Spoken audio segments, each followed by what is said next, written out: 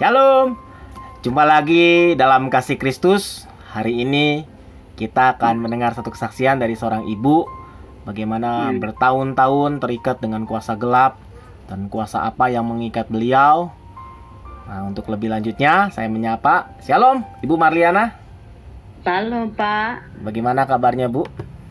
Puji Tuhan, baik Pak. Wow, luar biasa ya, Bu. Ibu tinggal di mana, Iya. Bu?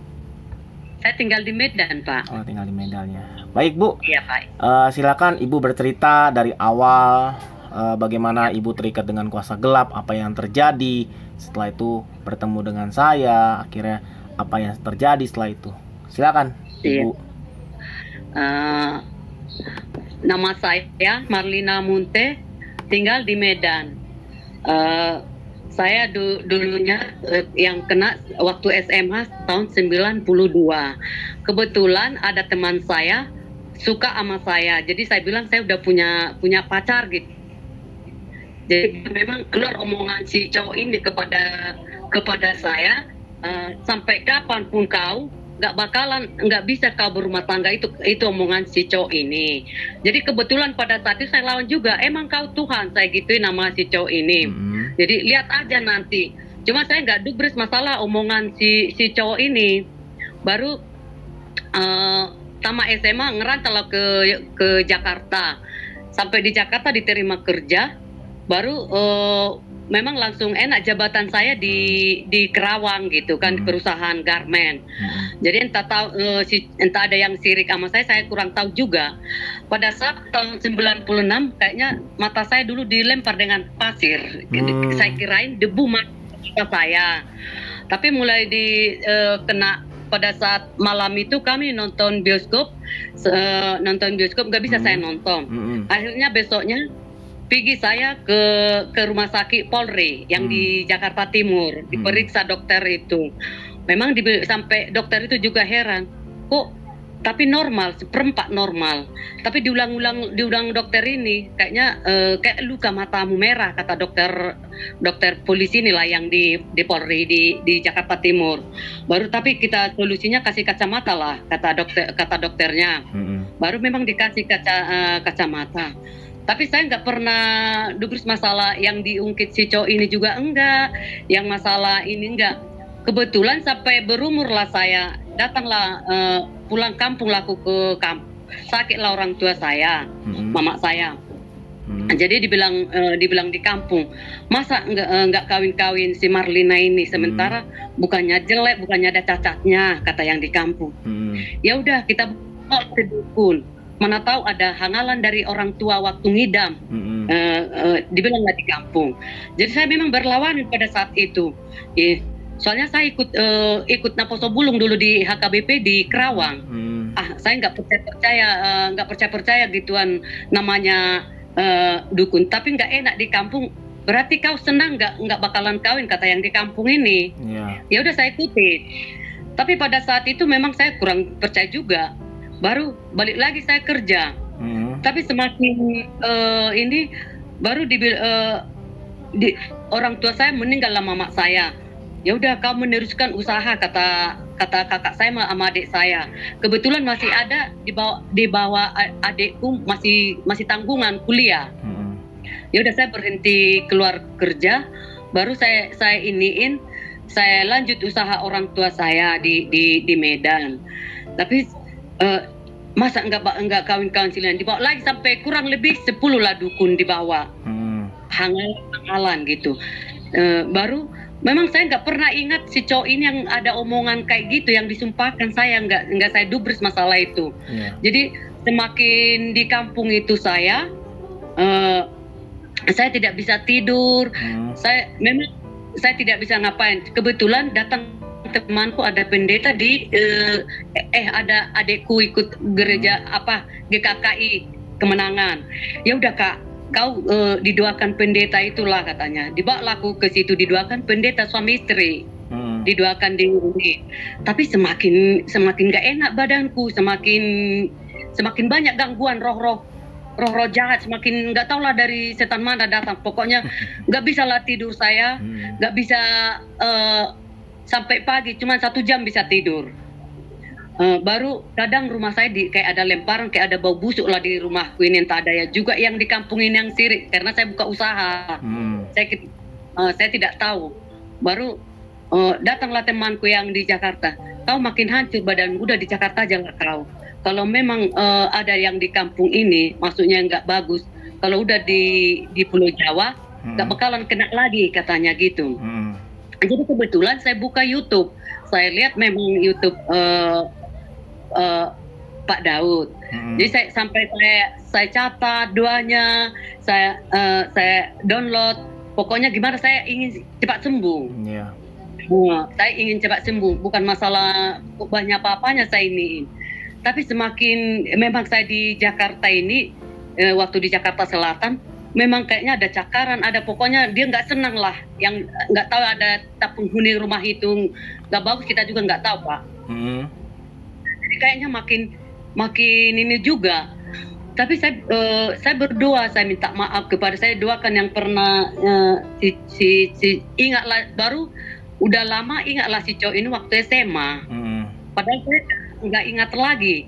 Baru kayaknya ada cowok sampai saya lawan. Tapi kudoakan, maafkan, ku berkati kau, saya gituin. Memang kudoakan itu terus mulai jam 12 sampai jam 3. Orang saya nggak bisa tidur.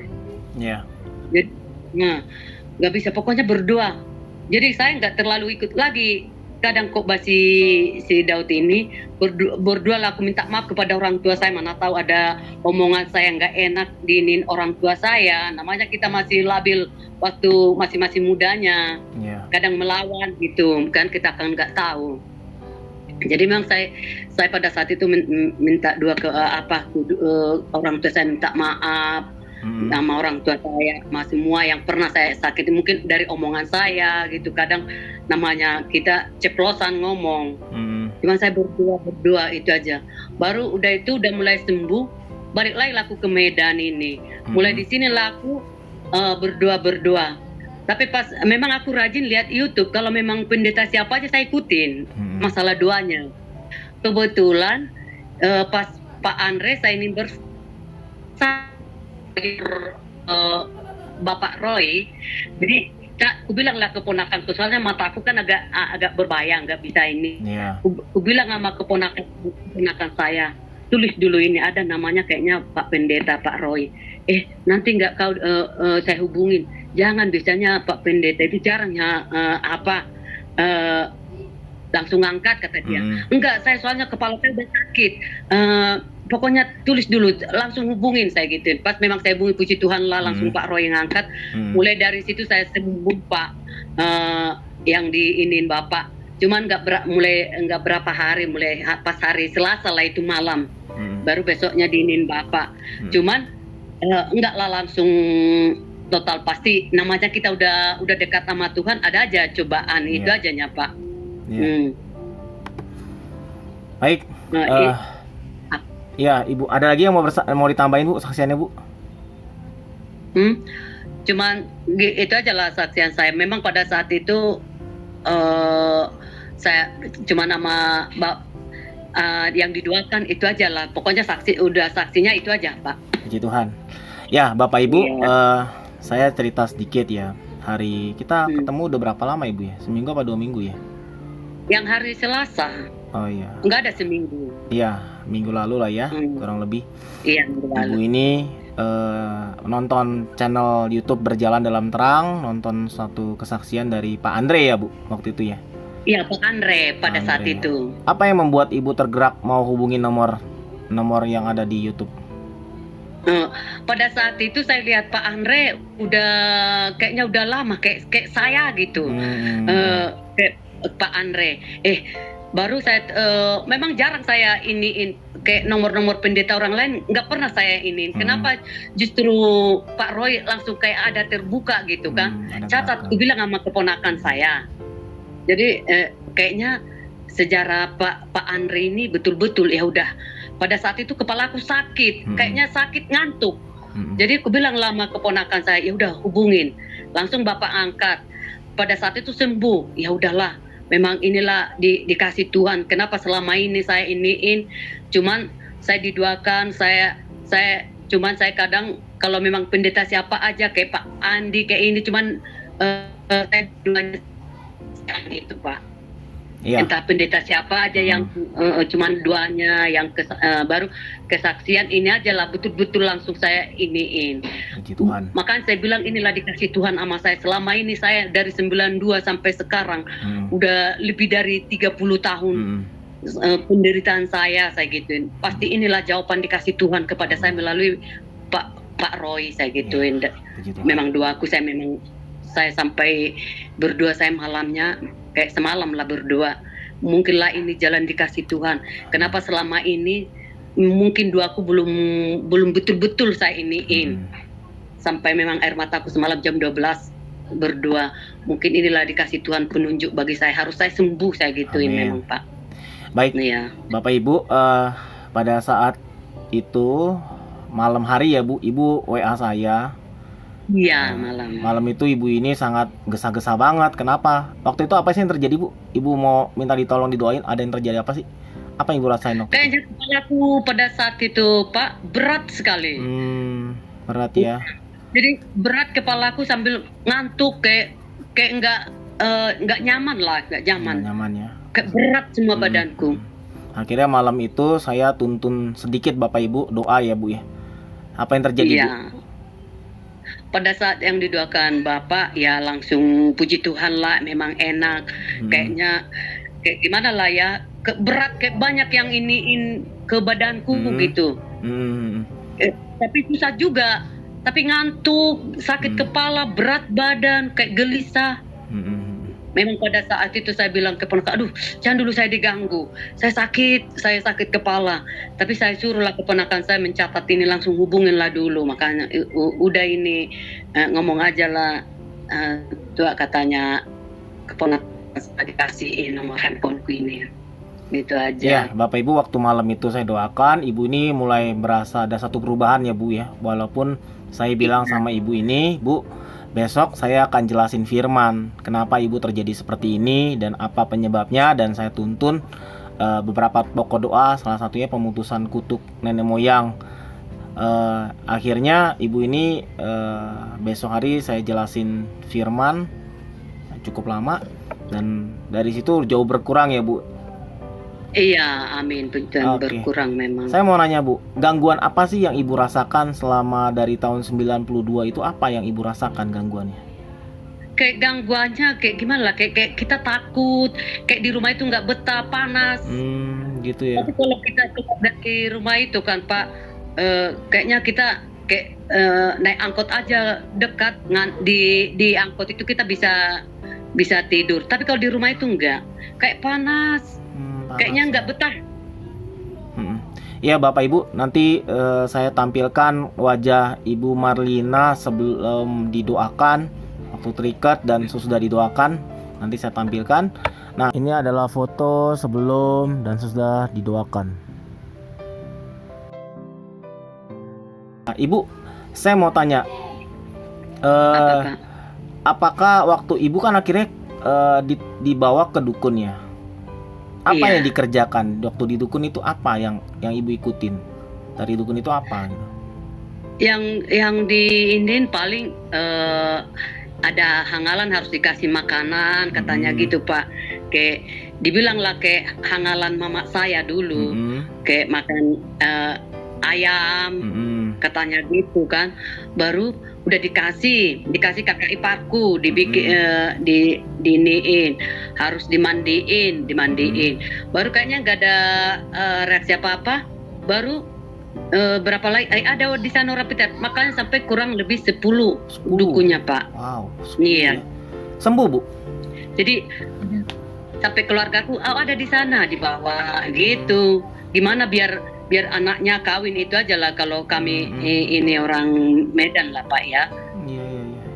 Jadi sampai dibilang saya milih-milih harus anak bupati, anak pejabat. Padahal udah mau giliran mau aja saya pasti ada aja. Soalnya udah diterikat kan, diikat. Oh gitu ya. Waktu ibu ke dukun itu, apakah ibu malas ke gereja, baca Alkitab malas, sulit memuji Tuhan? Itu yang terjadi ya. Terus jadi kepala sering sakit ya? Iya. Oh. Gelisah, Jadi susah kayaknya tidur atau gimana? gelisah, kepala sering ada suara-suara di kuping saya kayaknya eh, pokoknya nggak enak lah. Nggak enak ya. Kayak maunya aku ikutin yang dibisikin itu. Oh, ada suara yang berbisik Padahal ya. iya, jadi padahal keluarga saya mau mengajak saya, kenapa? Kan cuma 1 jamnya di gereja sampai gini. Tapi nantilah, kayaknya nggak ada kemauan gitu Gitu ya. di rumah itu. Begitu. Iya, padahal semua ada tante saya ngajak, dia kan di gereja kemana apa GPK itu. Jadi apalagi yang kau ini, mana tahu kau di sini dilepaskan ini dan itu. Memang dibilang tante saya, cuman kayaknya berat pada saat itu. Oke. Setelah ibu ketemu saya kan saya doain. Apa yang terjadi sekarang? Apa yang ibu rasain? Tapi memang sekarang udah udah gairah ada, udah sering baca-baca Alkitab. Pokoknya memang ada semar-semar ini. Makanya Alkitab sering di bawah bantal saya. Saya baca-baca yang dikirim Pak Roy itu. Cuman nggak mungkin ininya semua. Paling kalau udah lagi ini berair mata saya topkan. Iya, Bapak. Nggak saya paksakan. Iya. Iya, Berarti ada satu perubahan yang lebih baik ya Bu ya. Walaupun Bapak Ibu ada serangan balik ya yang Ibu ini rasakan, tetapi Ibu ini sudah mulai berani mengusir roh jahat, benar Ibu ya? Iya. Dulu sampai jam berapapun saya ini lantaran dikirim Bapak itu aja saya ini itu doa saya mengusir. Memang terusnya diganggu. Mulai maghrib itu memang saya iniin setel lagu-lagu rohani. Baru malamnya. Cuman itu baru kalau memang nggak enak lagi kayak ada pikiran mau mengganggu, langsung datang orangnya. Saya usir dengan doa itu, Pak. Wow, luar biasa ya. Berarti Ibu percaya ya firman Tuhan itu kuasa ya. Iya, saya percaya memang dari dulu memang Pak. Cuman itulah yang dibikin si cowok jadi malas. Makanya pernah dibilang temanku, kau jangan ikutkan malas waktu di Kerawang. Tapi mulai kena di situlah saya. Padahal aktif dulu saya sebagai pengurus bendahara saya dulu di gereja itu. Tapi jadi malas karena ini nggak bisa saya lawan pada saat itu. Pak. Iya, Bu Marlina, terima kasih ya buat kesaksiannya. Saya mau nanya terakhir kali ini, Ibu Marlina bisa berpesan nggak kepada teman-teman yang mungkin terikat kuasa gelap seperti Ibu? Apa yang mereka harus kerjakan gitu loh? Saya pesankan kepada teman-teman, gak usah terlalu percaya yang kedukun-dukun. Udah saya rasakan gimana kita ini firman Tuhan lah, nggak ada lagi kayak zaman-zaman dulu. Sekarang firman Tuhan lah kita perbanyak baca sama lagu-lagu rohani. Udah itu aja lah yang dari saya Pak Nambute. Terima kasih loh Bu. Terima kasih untuk kesaksiannya. Iya. Baik Bapak Ibu, kita telah mendengar satu kesaksian yang sangat menarik. Ibu Marlina telah terikat kuasa gelap dari tahun 92 sampai sekarang. Bagaimana roh jahat itu mencengkram beliau, susah sekali tidur, sampai berat badannya turun berapa kilo Bu waktu itu Bu? 47. Dulunya 50, normalnya 55 dulu pada saat di situ saya pernah 64. Di situ dropnya. Dari 47 sampai sekarang udah normal Bu? Iya, tapi sekarang udah mulai gemukan lah, langsung dari 47 sekarang udah 60 kilo. Wow, luar biasa. Udah gemukan. Udah sampai lari-lari ini udah spot-spot takut kegemukan lagi. Puji Tuhan Bapak Ibu, itu ketika seorang dari Ibu Marlina mempercayai firman, meyakini, saat itu juga firman Tuhan terbukti. Ibu ini ngerasain satu kuasa yang dahsyat, tiba-tiba badannya ringan Mbak ya. Waktu didoain ya Bu ya, langsung ringan sekali. Dan rasa happy, gembira, dan bisa tidur tenang. Puji Tuhan Bapak Ibu. Saya mengajak Bapak Ibu yang mengalami keterikatan bersama dengan Ibu Marlina, Bapak Ibu bisa menelpon nomor telepon yang ada di depan layar Bapak Ibu, dan kami akan siap membantu dengan cepat, karena kami rindu Bapak Ibu mengalami kuasa firman. Terima kasih Bu Marlina. Iya, makasih Pak. Jangan lupa Bapak Ibu like, subscribe, acara berjalan dalam terang. Sampai jumpa di lain kesempatan. Shalom. Salam.